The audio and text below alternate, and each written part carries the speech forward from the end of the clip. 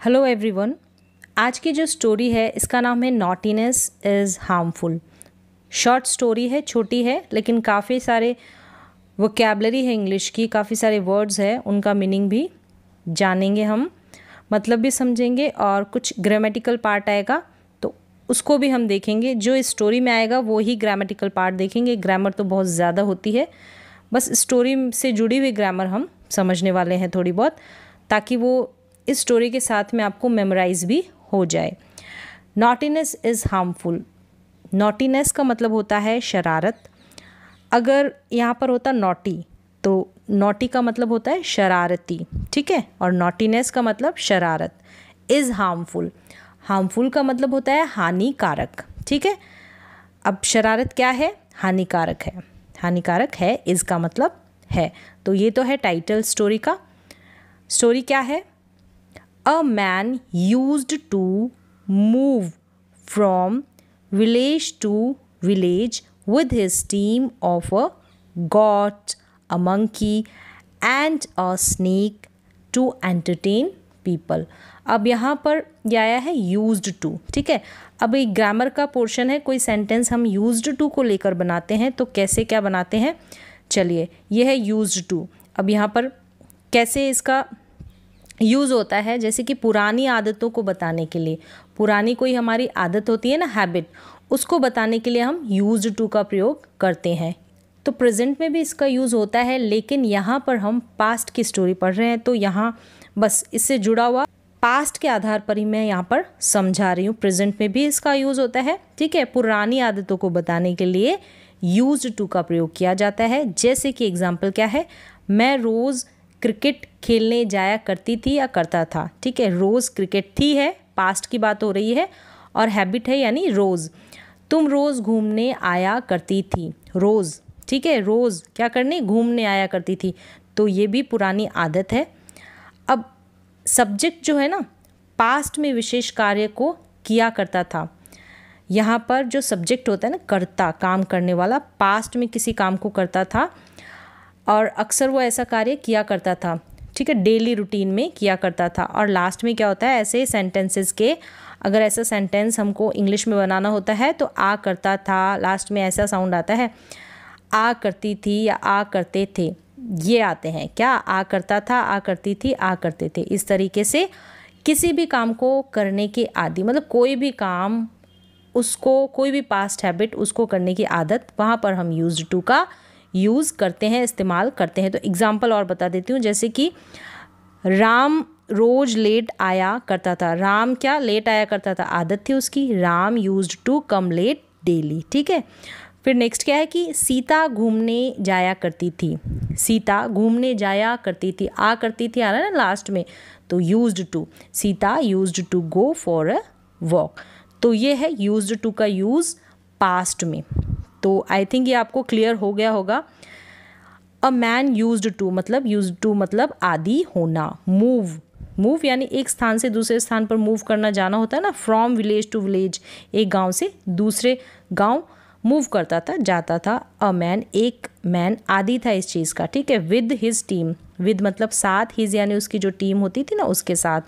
Of अब क्या team थी? Of a goat, a monkey and a snake to entertain. Entertain का मतलब मनोरंजन, पीपल यानी लोगों को, लोगों के मनोरंजन के लिए।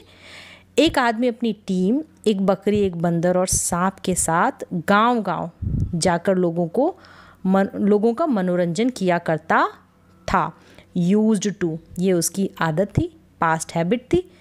Once while crossing a river. अब ये वाइल क्रॉसिंग मतलब वाइल, वाइल के आगे वर्ब की फर्स्ट फॉर्म है क्रॉस, ठीक है, पार करना, और उसके साथ आईएनजी जुड़ा हुआ है। ऐसे सेंटेंस भी आप जब भी हम स्टोरी पढ़ेंगे ना तो देखने को मिलेंगे, तो इसको भी हम क्लियर कर लेते हैं, समझ लेते हैं। जैसे कि यूज टू का हमने इस्तेमाल समझा ना, वैसे ही क्या है इसका यूज़? वाइल। मतलब ऐसे कुछ सेंटेंसेस आएंगे कि टीवी देखते समय, खेलते समय, खाना बनाते समय, तुमसे बात करते समय। तो यहाँ पर क्या होगा? समय मतलब उस दौरान, जब आप काम कर रहे थे ना, उस दौरान। तो ऐसे सेंटेंसेस को हम कैसे बनाएंगे? While watching TV. तो वाइल लगाकर वर्ब की फर्स्ट फॉर्म के साथ आईएनजी जोड़ देते हैं। और भी इसके यूजेस होते हैं और भी इस्तेमाल होते हैं, लेकिन यहाँ पर इस सेंटेंस में जो इस्तेमाल है ना वही मैं बता रही हूँ, ज़्यादा डिटेल में हम नहीं जाने वाले हैं। खेलते समय तो इसको लिखेंगे वाइल प्लेइंग, ठीक है। खाना बनाते समय वाइल कुकिंग फूड, तुमसे बात करते समय वाइल टॉकिंग टू यू, तो यहाँ पर वर्ब की फर्स्ट फॉर्म के साथ आईएनजी जुड़ जाता है वाइल के बाद, ठीक है। इस तरह से हम वाइल के आगे का सेंटेंस बनाते हैं।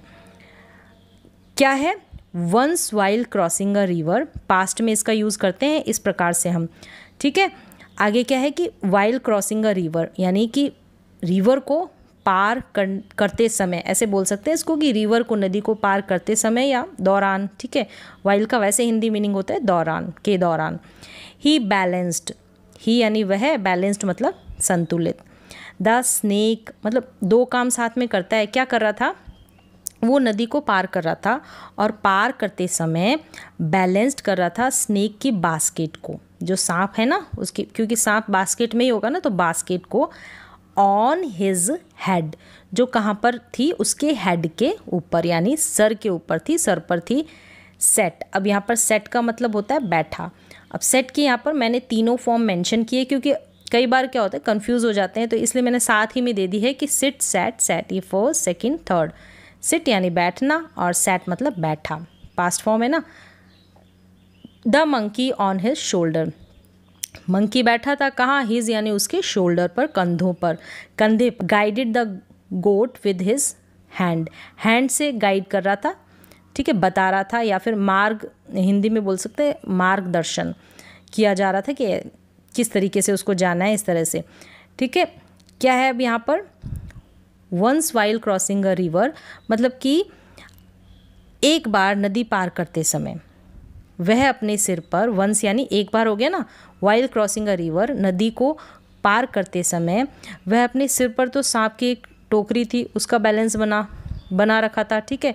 और कंधे पर उसके कौन बैठा था, बंदर बैठा था, और अपने हाथ से बकरी को बता रहा था रास्ता, मतलब मार्गदर्शन कर रहा था उसका। इस तरीके से यहाँ पर इसका मतलब है, ठीक है। सेट की तीनों फॉर्म है यहाँ पर। आगे क्या है कि level of the water was low, low मतलब कम, लेवल किसका, वाटर का, पानी का, वॉज मतलब था, बट लेकिन, देयर फ्लोड, फ्लोड का मतलब होता है बहाव, अ स्ट्रॉन्ग करंट। अब यहाँ पर करंट का मतलब बिजली का करंट नहीं है, जलधारा है, मतलब कि जो पानी का प्रवाह है, गति है ना, वो जलधारा, उसके लिए कहा गया है यहाँ पर करंट, जलधारा, जल की धारा मतलब पानी की धारा। मिडवे, यहाँ तक हो गया कंप्लीट ये sentence. The level of the water was low but there flowed a strong current, ठीक है। यहाँ तक समझ में आ गया कि नदी में जो पानी था उसका स्तर क्या था, कम था, नदी में पानी का स्तर कम था, लेकिन जो बहाव था, मतलब फ्लोट था ना, जो बहाव था, जो गति थी जलधारा की, पानी की, ठीक है, वो क्या थी, काफ़ी तेज़ थी, स्ट्रॉन्ग थी। मिडवे, मिडवे का मतलब होता है, वे मतलब होता है रास्ता, ठीक है, मिड मतलब बीच में, यानी आधे रास्ते में, ठीक है, आधे रास्ते में। द नॉटी मंकी, जो मंकी था कौन, नॉटी शरारती, ओपन खोला द स्नैक बास्केट, किसको खोला, स्नैक की बास्केट को, ठीक है। अब द यहाँ पर क्या है, क्या है, द आर्टिकल है, मतलब जिसको हम पहले से जानते हैं ना उसके बारे में बार बार बात होती है ना, तो दा लगाते हैं हम यहाँ पर, ठीक है। क्या हो गया कि उस शरारती बंदर ने आधे रास्ते में सांप की टोकरी को खोल दिया। द स्नैक विदिन, विदिन मतलब अंदर, द डार्कनेस, डार्कनेस का मतलब अंधेरा, of the basket sprung up, sprung up का मतलब ऊपर उछला बास्केट से। विद इट्स हेड हाई, अपने सर के साथ ऊंचा उछला, ऊपर ऊंचा उछला, ठीक है, ये है। द स्नैक विदिन, विदिन का मतलब हो गया अंदर, ठीक है। क्या है कि सांप, सांप जो है, अंधेरा था, डार्कनेस थी, तो अंधेरे में सांप अपने सिर के साथ ऊंचा उछला, ठीक है। With its head high, high मतलब ऊंचा, स्प्रंग अप मतलब ऊपर उछला। The monkey was frightened by the hissing sound of the snake and it fell into the water। अब यहाँ पर हिसिंग साउंड, हिसिंग का मतलब होता है फुफकार, यानी जो साउंड होता है किसका, स्नैक का, उससे बंदर डरा हुआ था और पानी में गिर गया। फेल इनटू, फेल मतलब होता है गिरना, इट फेल, और इट यहाँ पर यूज़ किया है मंकी के लिए, फेल मतलब गिरा, इनटू द वाटर पानी के अंदर। इनटू क्या है यहाँ पर, प्रीपोजिशन है, तो इनटू का भी यूज़ मैं यहाँ पर क्लियर करती हूँ आपको।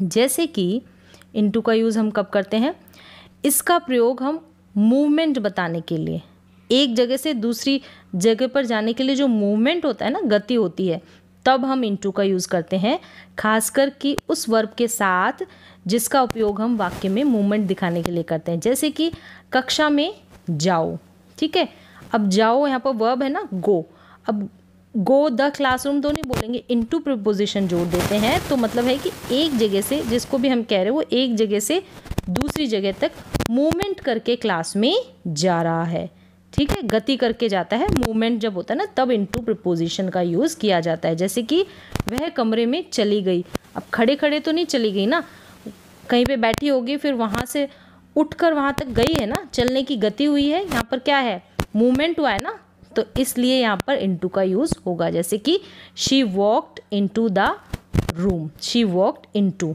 इनटू यानी चल कर गई है, गति हुई है, ये होता है इनटू प्रीपोजिशन का यूज़। तो यहाँ तक क्लियर है आपको। आगे क्या है स्टोरी में, हमने यहाँ तक कर लिया था, हाँ। The monkey was frighten by the hissing sound of the snake and it fail into the water. यहाँ इनटू का मीनिंग हमने, इनटू का यूज़ हमने समझ लिया है। फिर क्या है, द करंट, अब करंट का मतलब पानी का तेज़ बहाव, जल प्रभाव, जल धारा, ये होता है current. Started dragging the monkey away, अब यहाँ पर स्टार्टेड का यूज़ भी होता है, स्टार्टेड के साथ वर्ब की फर्स्ट फॉर्म के साथ आईएनजी जुड़ जाता है। पास्ट में कोई भी काम हम करने लग जाते हैं ना, तब स्टार्टेड का हम यूज़ करते हैं, कोई भी काम हम करने लग जाते हैं, ठीक है, तब हम स्टार्टेड का यूज़ करते हैं और इसके बाद में वर्ब की फर्स्ट फॉर्म के साथ आईएनजी जुड़ जाता है। The current started dragging, drag का मतलब होता है ना खींचना, ड्रैगिंग द मंकी अवे। अब जो पानी का बहाव था ना, पानी का बहाव बहुत तेज़ था, अब वो क्या क्या किया, उस पानी के बहाव ने क्या शुरू कर दिया, क्या करने लग गया, ड्रैग, मंकी को है अवे, यानी दूर खींचना शुरू कर दिया। क्या करने लग गया, तेज़ बहाव ने बंदर को दूर खींचना शुरू कर दिया। In trying to save monkey, the snake basket fell into the stream। stream का मतलब धारा, fell का मतलब गिर जाना, ठीक है, fell into फिर से into आया है, मतलब मूवमेंट हुआ है ना, ऊपर से जो है टोकरी नीचे गिरी है तो मूवमेंट हुआ है टोकरी का ऊपर से नीचे गिरते वक्त, तो इसलिए यूज़ किया गया है into प्रीपोजिशन का। इन ट्राइंग टू, कोशिश करना, ठीक है, इन ट्राइंग टू सेव, बचाना, किसको, मंकी को।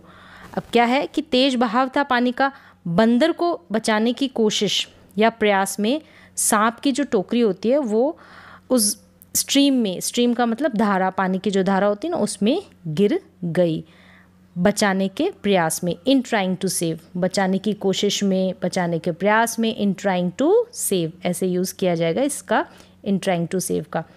यहाँ तक क्लियर। आगे क्या है कि to catch hold of the basket he lost his grip on the goat, ठीक है। अब यहाँ पर कैच होल्ड ऑफ, इस फ्रेज़ को आप याद कर सकते हैं कि पकड़ने के लिए, कैच होल्ड ऑफ का मतलब होता है पकड़ने के लिए, किसको, द बास्केट को, ही लॉस्ट मतलब खोना, हिज यानी अपनी या उसकी जो ग्रिप थी ना उसको खो दिया, किसने, मैन की यहाँ पर बात हो रही है, उसने, ऑन द गॉट।